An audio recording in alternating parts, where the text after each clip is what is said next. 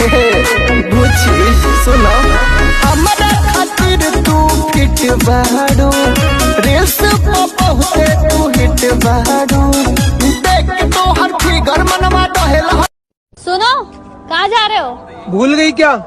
हम लड़के हैं जनाब, हमें खुद ही जाना पड़ता है घर का आटा पिसवाने के लिए।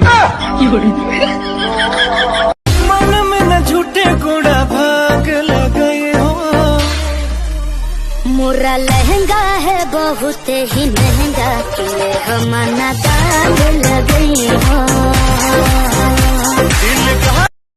ए पूजा, एगो बात कही सब खेलू के बगल में नहीं खे, हमारा के देखी देखी लागे वही खे।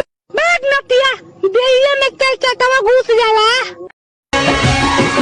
तुम्हें पाके दिल पर मुझे लग रहा है मेरी जिंदगी